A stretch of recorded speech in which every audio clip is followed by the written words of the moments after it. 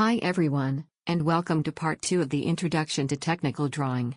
In this session, we'll explore how technical drawing is applied in product development and manufacturing design. At the end of this part, students should be able to describe the role of technical drawings in product design, tooling, and manufacturing processes, with emphasis on polymer-based product development. Before we dive deeper, let's first clarify what we mean by product. A product is anything that is created or manufactured to fulfill a specific need or deliver value to users or customers. While it can be either tangible, a physical item, or intangible, a service, in technical and industrial settings, the term product usually refers to a physical object that is intentionally designed, engineered, and produced for practical use or commercial sale. Alright, since we've got a good idea of what a product really is, let's dive into how that product actually comes to life through the product design and development process. This is a step-by-step flow that helps us bring an idea from just a thought, all the way to a real, usable product. We'll go through 6 key stages: research, the brief, concept design, design development, detail design, and finally, production. Let me walk you through each one. Let's begin with the first stage in the product development journey, the research stage. So what's the purpose of this stage? Well, it's all about exploring the background of the project and clearly defining what we're trying to achieve. Think of it like setting the foundation before you build a house. Without a solid foundation of knowledge, any design we come up with might miss the mark. We usually break this down into 2 smaller phases, the background stage and the exploratory stage. In the background stage, we try to understand the bigger picture, the industry we're working in, current market trends, what materials are commonly used, and what products already exist out there. For example, if you're designing a reusable water bottle, you'd look into what designs are popular, what materials people are using, like stainless steel or bioplastics, and what consumers are complaining about or praising. Then, in the exploratory stage, we dig a little deeper. This is where we do things like literature reviews, competitor analysis, and market surveys. We ask questions like, what are the strengths and weaknesses of current products? What has already been studied about certain materials? What gaps still exist? Now, why is this especially relevant to polymer or material technologists like many of you? Because this is where your expertise comes in. You'll need to research the properties of different materials, like flexibility, durability, and heat resistance. You'll also need to consider regulatory requirements for safety and compliance, and don't forget environmental impact. Is the material recyclable? Is it biodegradable? Does it align with sustainability goals? Now that we've done our research and gathered enough background information, we move on to the second stage, which is called the brief. This is where we start turning all that research into clear design intentions. So, what's the purpose here? Essentially, we're trying to connect the dots between what we learned during the research phase and what we want to create. It's about making sure we understand what the user truly needs and what the product is supposed to achieve. One of the first steps in this stage is to identify customer needs and wants. In other words, we need to figure out who our users are, what they expect from the product, and what problems they need it to solve.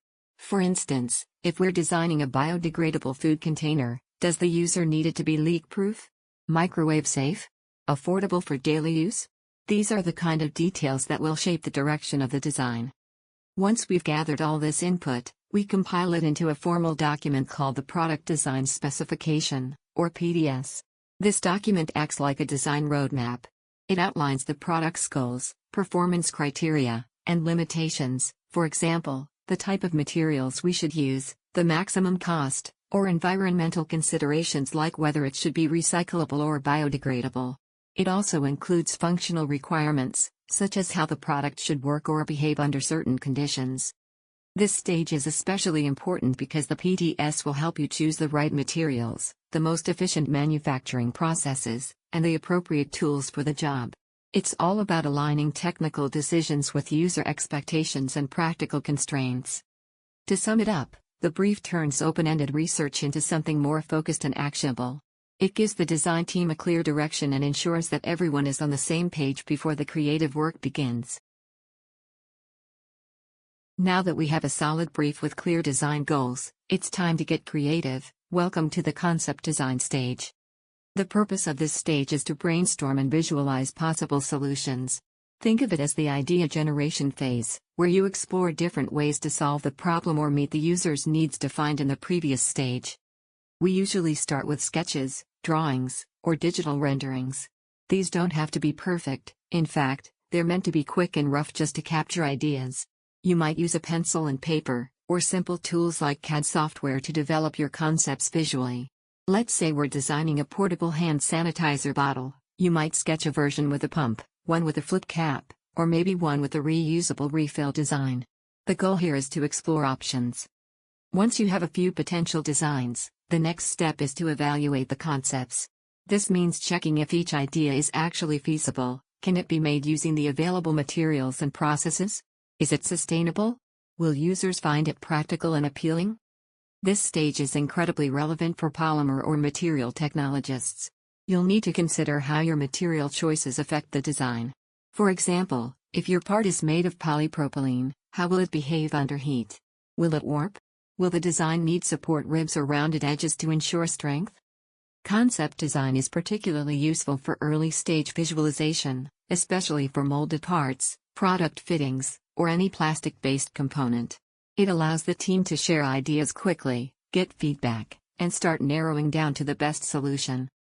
So, to recap, concept design is where your ideas take shape, not in full detail just yet, but enough to start seeing which direction works best. This is where innovation begins, supported by your knowledge of materials, processes, and user needs. After exploring and refining several ideas during the concept stage, we now move into the design development phase. This is where your selected concept becomes more detailed and technically accurate, ready to move closer to production. The purpose here is to translate the chosen idea into a workable design. That means defining everything more clearly, from dimensions to tolerances, from materials to how the parts will be joined. One of the key activities in this stage is preparing technical drawings. These are standardized drawings that include all the necessary information: the shape of the parts, how big they are, what tolerances are allowed, what materials are used, and how the parts fit together. These drawings must follow specific rules so that anyone, whether it's a designer, engineer, or machinist, can understand and use them correctly. At this point, we may also develop prototypes. These can be physical models or even digital simulations. For example, using a 3D printer, you can create a quick model using materials like PLA, ABS, or even biodegradable polymers. These prototypes are useful for testing how your design performs, whether it fits, functions, or feels right. Now, here's where it becomes especially important for polymer technologists. You need to understand how your material choice will affect manufacturing. For instance, certain polymers shrink more than others during cooling. That means your design must account for shrinkage rates, mold flow behavior, and joint strength. Overlooking these details can result in parts that don't fit together or don't perform as expected. In summary, the design development phase brings your idea one step closer to reality. It involves precision and testing, and it prepares your design for the next critical step: full production. It's also a stage where technical drawing skills, material knowledge, and real-world constraints come together to shape a viable product. Now that the overall design has been developed and tested through prototypes, we enter the detailed design stage. This is where we finalize everything and prepare the design for real production. The main purpose of this stage is to produce complete and fully accurate technical documentation. This includes final engineering drawings, precise dimensions, tolerances, materials, finishes, and assembly instructions. Nothing is left vague or open to interpretation. Every detail must be crystal clear. This is also the stage where you prepare assembly drawings, bill of materials, BOM, and sometimes even exploded views to show how the parts fit together. Think of this as creating a blueprint package, one that anyone on the manufacturing floor can use to make the product just as it was designed. Now, for polymer technologists, detailed design is critical because you need to make final decisions about which polymers to use, how they will be processed, and how they will behave during fabrication. For example, if your part is injection molded using ABS, you must include proper draft angles in the drawing to allow smooth release from the mold. If you're using a thermoset epoxy, you need to indicate curing time and temperature. Also, Manufacturing considerations like mold parting lines, gate locations, wall thickness, and joining methods, like snap fits or welding, are finalized here. Even tiny changes in these details can make a huge difference in cost, quality, and performance. This stage often involves collaboration with toolmakers, machinists, and suppliers to make sure everything is feasible and efficient. You might revise the design based on their input, especially if certain features are difficult or expensive to produce. In short, detailed design is the final checkpoint before production begins. It transforms a tested concept into a fully defined product that can be manufactured with confidence. This is where your understanding of technical drawing, materials, tolerances, and manufacturing processes truly shines. We've now reached the final stage of the design process, production and manufacturing. This is where the product officially moves from paper or prototype into real-world fabrication and assembly. The purpose of this stage is to translate all the technical information, drawings, specifications, and prototypes, into an actual, physical product using the chosen manufacturing methods. This is the stage where machines, molds, tools, and materials come together to produce the parts and assemble the final product. For polymer-based products, this might involve injection molding, blow molding, extrusion, thermoforming, or even 3D printing, depending on the product design and material used. Each of these processes has its own setup, tooling, and quality control requirements. For example, injection molding might require a custom design mold with ejector pins and cooling lines, while extrusion would need a properly shaped die and accurate process temperatures. At this stage, design for manufacturability, DFM, becomes essential. DFM means your product has been designed not just for appearance or function, but also with efficient and cost-effective manufacturing in mind. For example, using uniform wall thickness can reduce warpage in molded parts, and simplifying part geometry can reduce tooling complexity and cost. Also important is process documentation. Technical drawings now guide machine operators, mold makers, and quality inspectors. These documents include tolerances, surface finish requirements, material specifications, and any post-processing instructions like trimming, joining, or painting. For polymer technologists, your role during this stage is to ensure that the materials behave as expected during production, and that any changes or optimizations do not compromise the product's performance or quality. You may also be involved in quality checks, making sure that the dimensions, strength, and functionality of the parts meet the specifications. In short, production and manufacturing is where all the planning, design, and development efforts come together to deliver a final product that's ready for market. It's the point where ideas become tangible, and precision, consistency, and efficiency become the top priorities. Now let's move on to an essential process in technical drawing, the visual design communication process. This process helps translate ideas into clear, visual formats that can be understood, discussed, and eventually manufactured. It typically consists of 4 main stages: visualize, sketches, detailed hand drawing, and 3D model and detail drawing. Let's go through each one step by step. We start with visualization, the ability to mentally picture things that don't exist yet. This stage is all about identifying the problem and exploring ideas to solve it. At this point, the design is still in our minds. It's not about tools or lines just yet, it's about creative thinking. Today, technology plays a huge role here. AI-powered generators can help us rapidly create early concepts for things like eco-friendly packaging. Mind mapping tools let us brainstorm product features, functions, and user needs. Even virtual reality platforms now allow us to walk through or interact with a rough concept in 3D before it's even drawn. For example, imagine designing a shampoo bottle that uses less plastic. AI tools could help generate a variety of shapes and features to begin with, maybe adding features like an integrated hook or collapsible walls. Once those ideas are visualized, we move into the sketching phase. This is where we draw, design, and record those initial ideas. Sketches are powerful because they let us quickly put ideas on paper, or screen, before committing to more detailed work. This stage is all about communication. As the slide notes, the design solution should be communicated to others without ambiguity. In other words, a good sketch tells the viewer what you mean, even without explanation. Today, We can use graphic tablets, iPads, and apps like Procreate or Concepts to make digital sketches. We can also use 3D sketching apps for spatial designs and cloud storage so that teams can share and collaborate easily. A great example here is sketching different bottle shapes to test how well they fit on a shelf, or how stackable a food container might be. These early sketches help narrow down which concepts are worth developing further. Next, we refine the best ideas into more polished visuals of detailed hand drawing. At this point, your ideas have moved past the rough sketch stage. Now it's time to refine them into clear, polished visuals that can be shared with your team, clients, or stakeholders. This stage focuses on how your design looks, including visual appeal, aesthetics, and branding considerations. To help with this, we integrate a variety of digital tools. For instance, Sketchbook, CorelDRAW, and Adobe Illustrator are some of the most popular software used to create smooth, professional visuals. These tools allow us to enhance the details, from color schemes and textures to logo placements and surface finishes. We also use digital renderers to create photorealistic visuals. What does that mean? Well, imagine you're designing a product like a transparent shampoo bottle.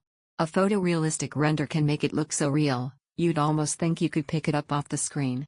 This is extremely helpful in visualizing how your product might appear in real life, even before it's made.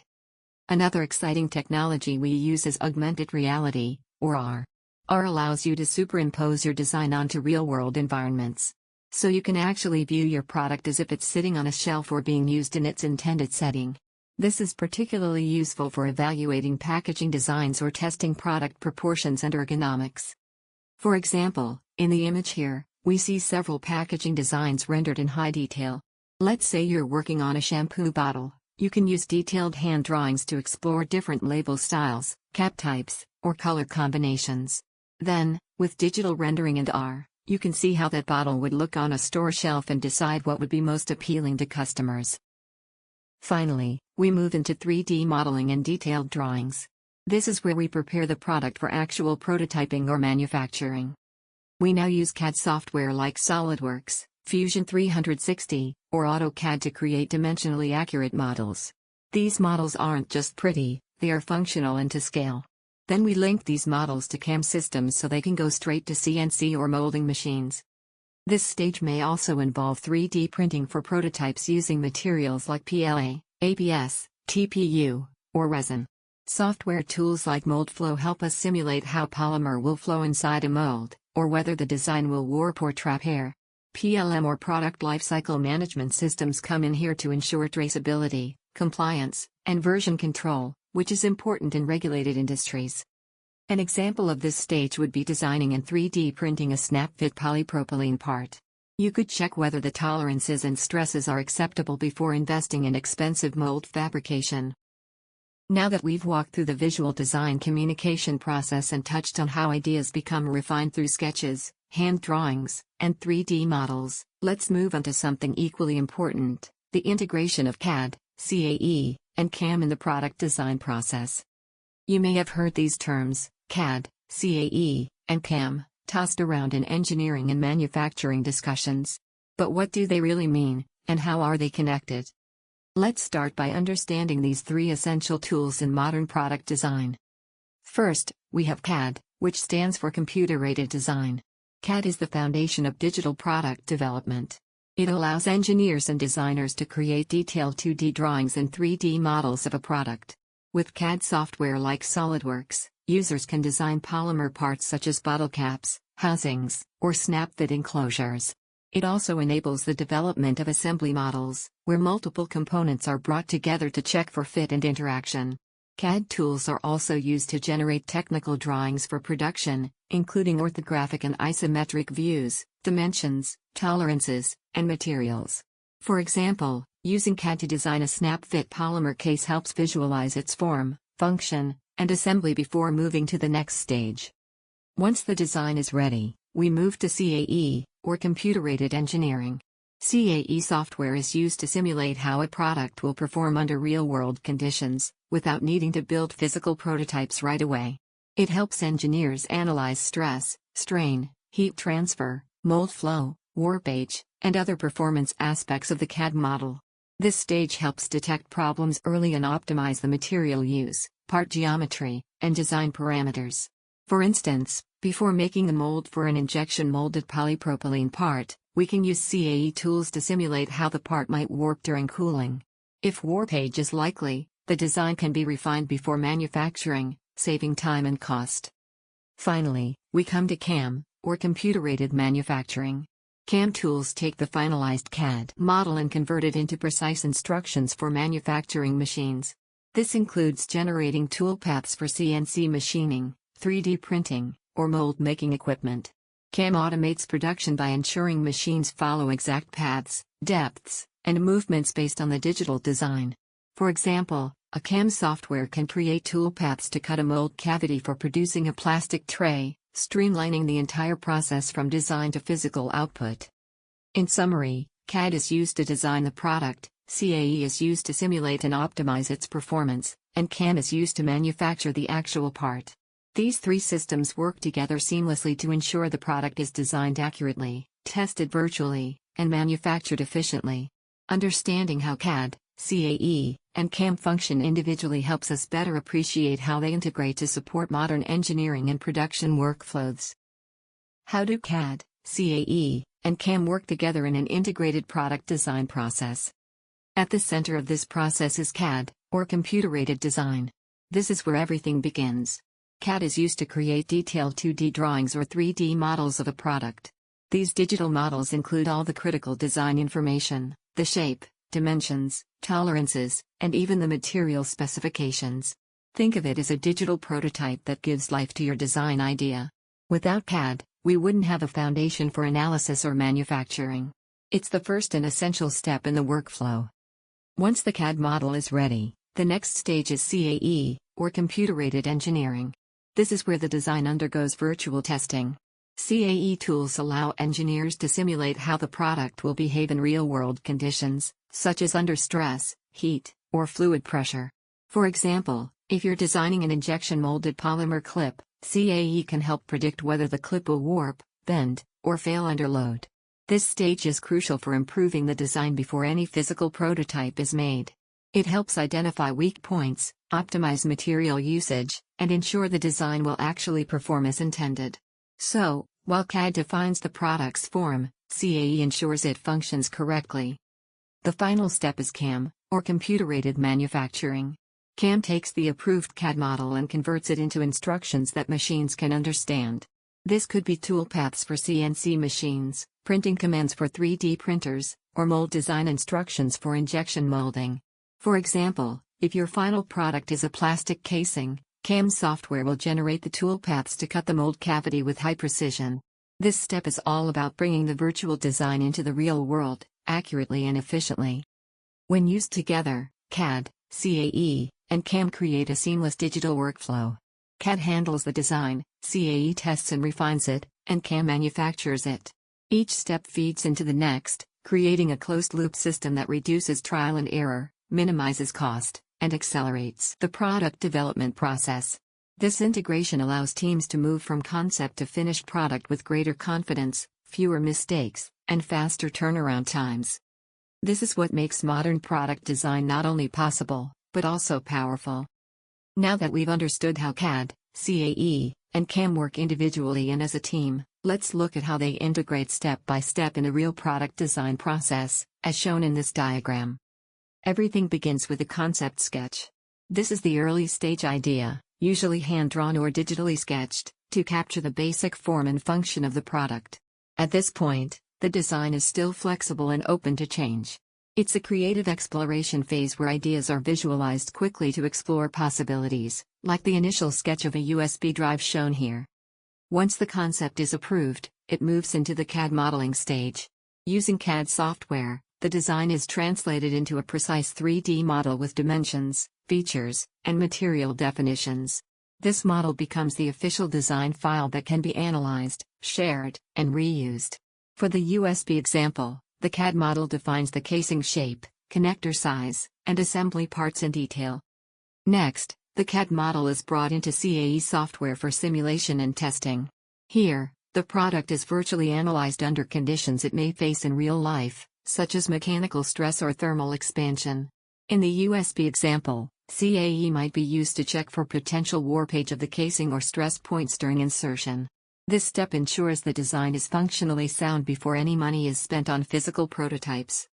After the design is validated through CAE, it proceeds to the CAM toolpath generation phase.